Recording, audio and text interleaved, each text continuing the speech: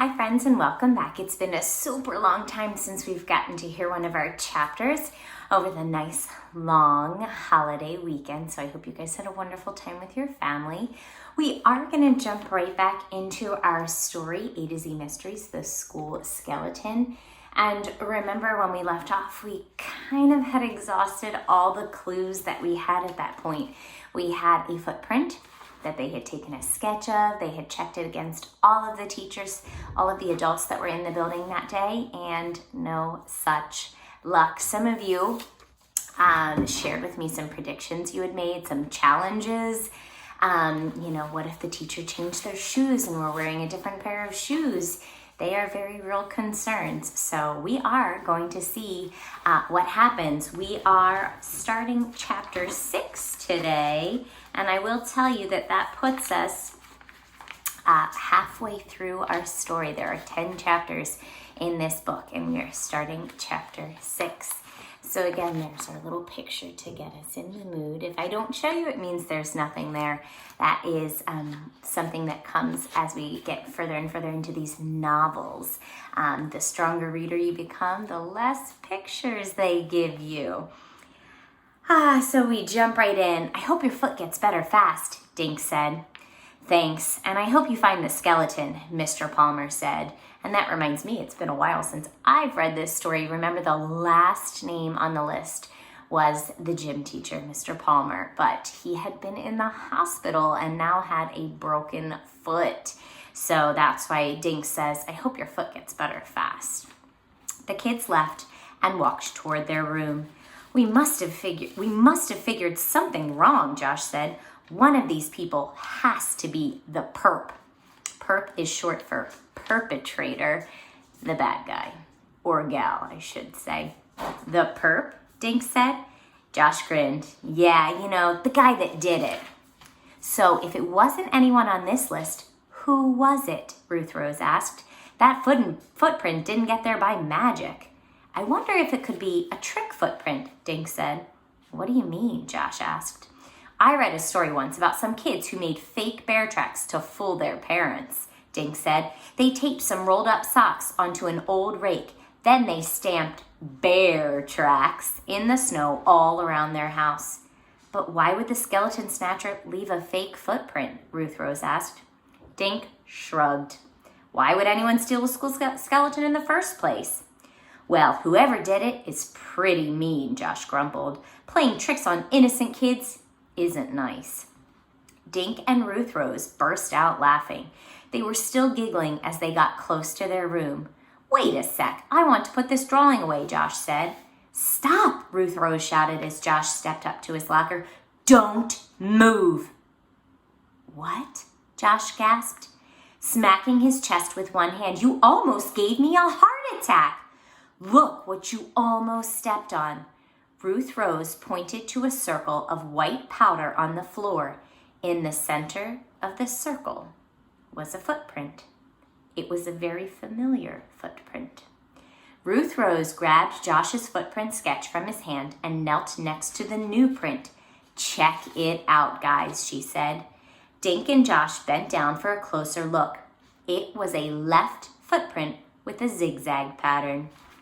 When Ruth Rose placed Josh's drawing on the floor, the two footprints were identical. That means exactly the same. Oh my gosh, Josh cried. The skeleton snatcher was here. Just then, Mrs. Eagle popped her head through the door. What's going on? She asked. Ruth Rose pointed at the footprint. Look, Mrs. Eagle.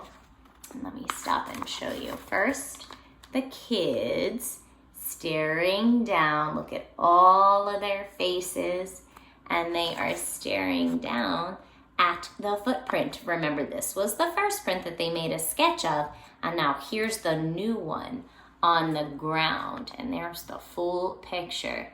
So Mrs. Eagle hears that reaction out in the hallway. He's back, Josh said, and he came right to your locker, Dink added, grinning. The zombie is after you. No way, Josh argued. See, the footprint is halfway between my locker and yours. Maybe he stole something from one of your lockers, Ruth Rose said. Mrs. Eagle knelt and put her finger in the white stuff. Then she lifted her finger to her nose.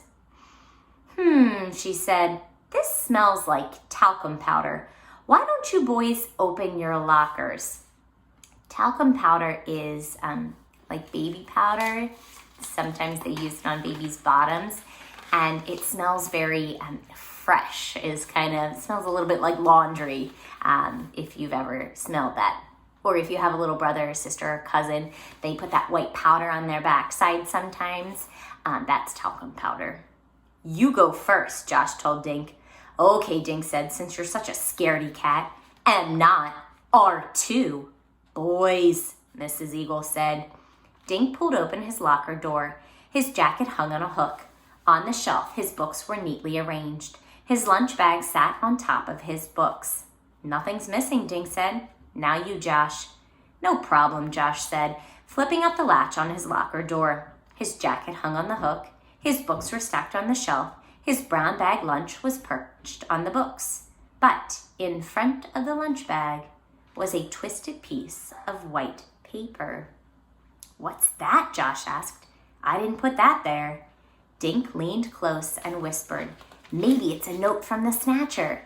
"Yeah, right," Josh said, grabbing the paper twist. "Hey, there's something inside."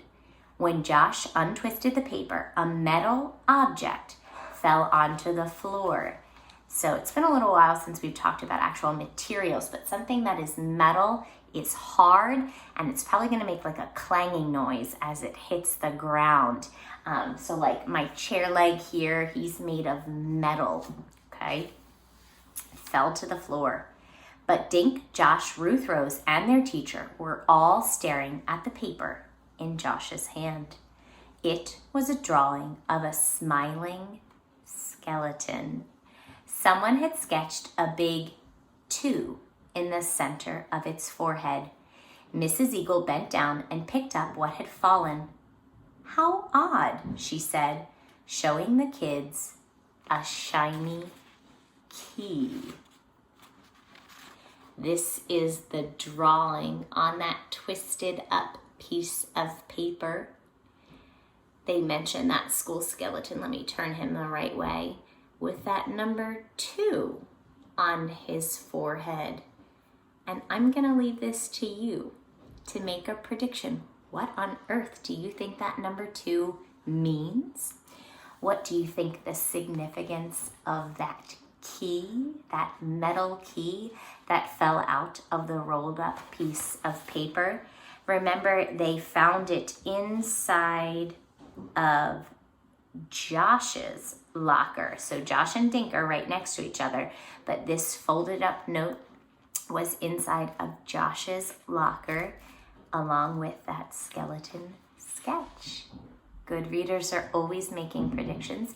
You can certainly feel free to make any guess, any comment, question, whatever that you would like to in the comments on this classwork assignment. I'm excited to see what you think about that number 2 and that mystery key. Until next time, bye friends.